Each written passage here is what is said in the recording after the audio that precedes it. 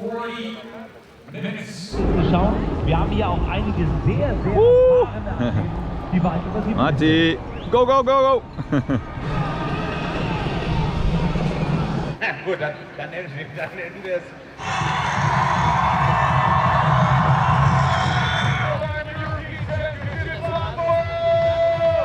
Und uns auch Jan heute hier am Start. 15 seconds to go. Start your...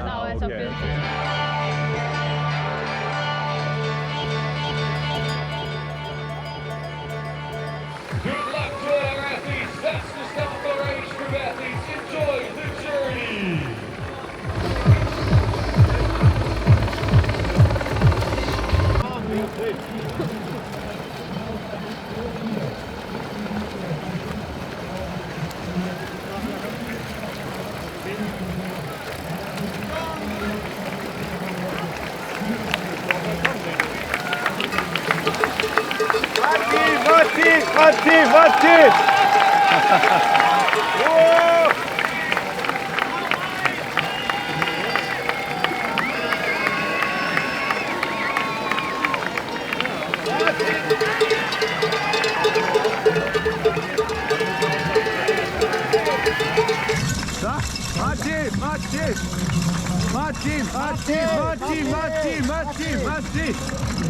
Matti!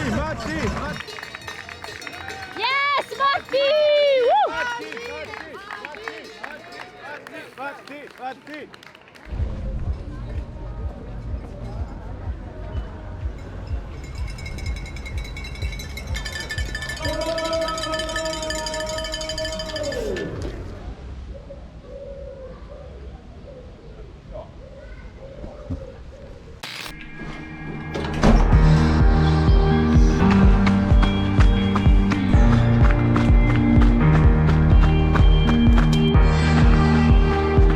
Morning guys, it's now a few days after the race. IRONMAN Frankfurt, trying my first super easy jog, see if the heart rate is okay. Resting heart rate seems okay, just checking in if the body is 100% healthy. The race was absolutely horrific, went down the drain. You're not gonna see a lot of emotions here anymore because I had all of that on Sunday to a major extent, and I trained myself really hard over the last year to leave everything behind in the past and close it, anything I learned from, and keep the grievance to short durations. So one day and then next morning I decided I'll move onwards and leave that experience in the past. Yeah, so how was it? Pretty heartbroken on Sunday. It was pretty extreme, especially because this was a race I focused extremely about, visualized for months and months, did a lot of research over, and it was in my mind all the time. Of course, I spoke it out all the time. That's also something I wanted to say. I always speak about European champion, all those titles and all. The only reason I do that publicly, and especially on a YouTube channel, which you basically just are drawn to attract the haters that get triggered by saying that. Say that you're cocky, like some guys did before, but I mean, it's one guy, it doesn't really matter. Now, the only reason I explain myself now is that the reason I speak all of that out, especially publicly, is because in the past, especially my youth, where I grew up, I didn't get raised in like a mindset where anything is possible. All of that. I was raised in Germany, and there mediocrity is what people should seek, basically. And I trained myself through the internet, through videos, through books, extensively. I trained myself this mindset. I didn't get it from anywhere.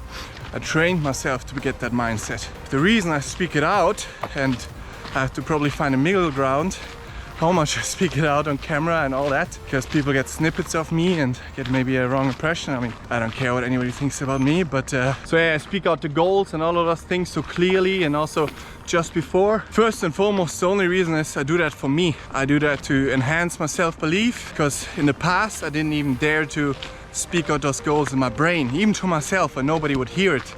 I didn't even dare to to say those things. And I know for a fact, if you as an athlete don't even believe that you can do that, you have absolutely zero shot at making titles and all that stuff. They don't fall in your lap, you don't win by accident, none of those things. So you gotta believe them first, and I speak it out. So what happened is, I think what happened was that, 2 days before I went with a friend of mine from Zurich to a local pool, and it's full of kids, full of people, and we just dove in 20 minutes. He also couldn't finish, he got sick, had cramps and all that stuff.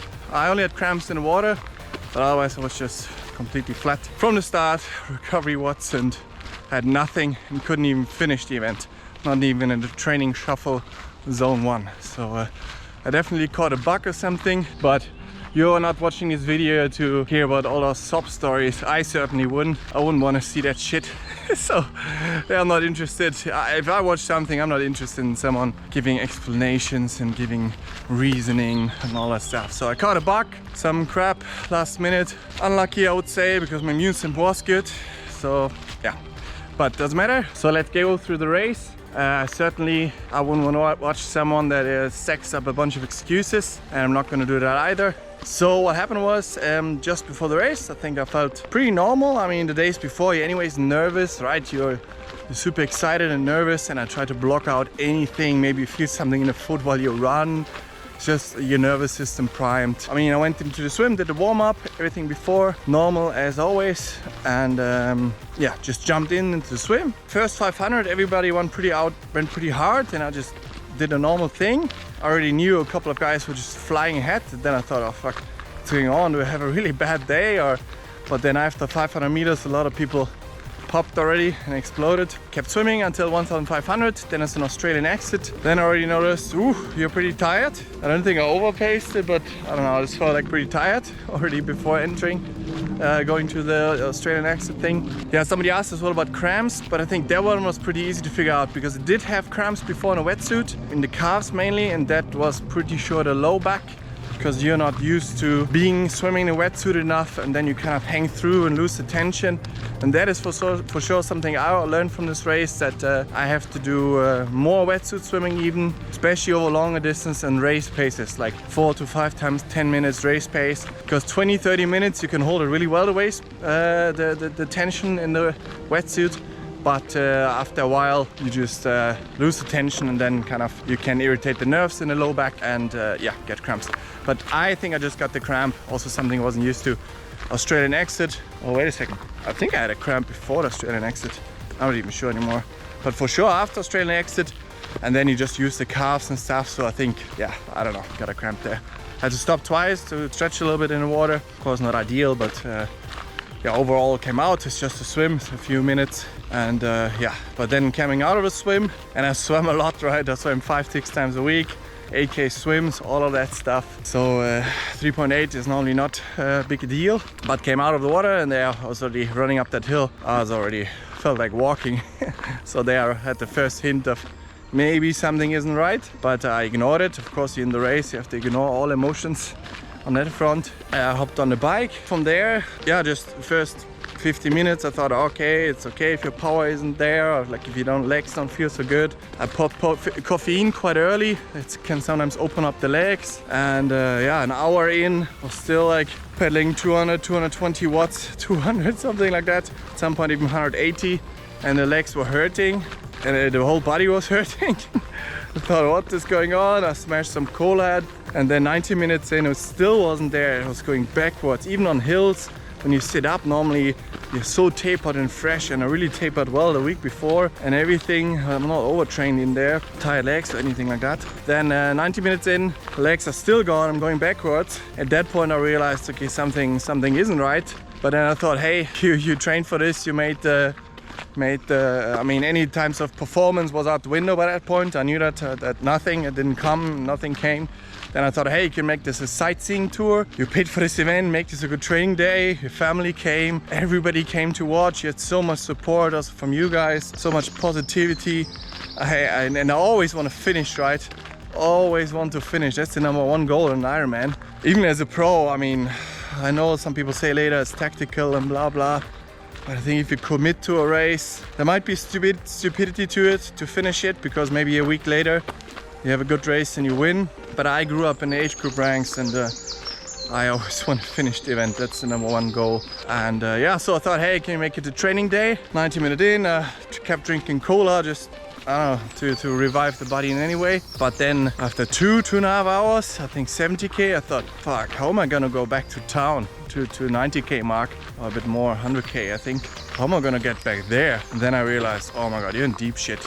And then I really thought, fuck man, something's really up. You can't run a marathon on this. Maybe you're causing some damage or some shit. So yeah, it's just completely dead. Came into transition there, where you normally make the turn for the second loop. And yeah, got off the bike there, did the walk of shame, and it really felt like a living nightmare. That's the best way to describe it. Like, you know the nightmares you have from a race sometimes? Like you think you lose your shoe, or any of those things. It felt exactly like that, except it was real. I walked through the crowds, everybody looked at me, and even by myself, I couldn't believe it, that you're going to the hotel, that you can't even finish that event, not even go into the run shoes and have a easy jog. Yeah, that was tough. It is still tough. The trauma is still fresh. On Sunday evening, after the race, I said, hey, you have this day, this full Sunday, to sulk about it, to be frustrated, all those things, because you have to stay down a little bit first. You can't just jump up right away. You have to stay down in the gutter, feel that pain. I even went back to the race course alone. Everything on my own, I had to be alone then. Just looked at the runners, went to the finish line, all the guys with the finisher medal, the finisher t-shirt, saw them. So that really enhances the pain a little bit. Then I, in the evening, even already said, hey, I need a new goal, right? I want to show all the training I did. I want to put it on asphalt. I don't even want to have like this 10-20% fancy performance, right? I just want to have an average Joe day. And really, if it's better, it's better. If not, just average performance what I trained. What all of us want to do, show what you train for, and then you're happy. And the result is not in your hand anyways. I still believe that if I did the numbers, it could have gone extremely well, but I'm not gonna put out that billboard there. But yeah, it said 8:25. I think it would have been more like 8:30 something. Definitely would have lost some time on the bike track. I underestimated that one. So anybody doing Frankfurt, if you can ride it before, because it is actually quite technical, so I would have lost 3-4 minutes, I would say, by not knowing the cornering well. So once I do that race again, because I will, that will be as a pro at some point, I will 100% cycle the race. Cycle it before, because yeah, the corners, you have to know them. There's hay, so you don't hit the road signs and stuff, but it's quite technical. So let's leave all of that garbage in the past. It is the past, it is part of sports, it's part of life, that you don't always get what you want. That's normal.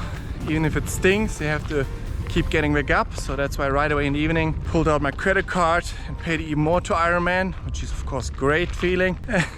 And I signed up for Ironman Kalmar. My fiance is doing that, and also my brother-in-law will also join. So it's gonna be an amazing event in 7 weeks time. Some more training, fix some small things like swimming more in a wetsuit. I still have to, especially at race pace, and practice transitions, swim to bike. That's something I want to practice, because bike to run I'm good at. Swim to bike I have to practice. I think that's close to it, but I will change. And then yeah, thanks everybody for the support, especially on Instagram.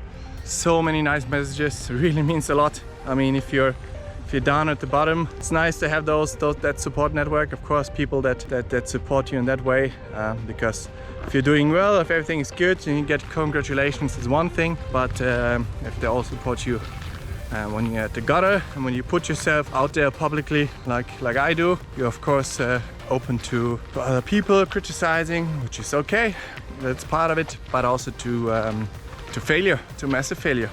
If you just hide yourself in your closet, don't tell anybody about the race, which is totally okay as well, you only have yourself to blame. That made it even tougher on the race course. Also, everybody was cheering on the bike. So nice. The bike course and atmosphere in Frankfurt, incredible. You have to do that event if you're in Europe. Highly recommend. The whole city's behind it. The city put like 20-30 buses for the shuttle. Yeah, the whole city fully behind it, like blocking off with garbage trucks, like for terrorists, so they can't drive in. All this stuff. It's so much effort for the event. So amazing atmosphere. I'll be back there. T-minus 7 weeks till Ironman Kalmar. Let's go.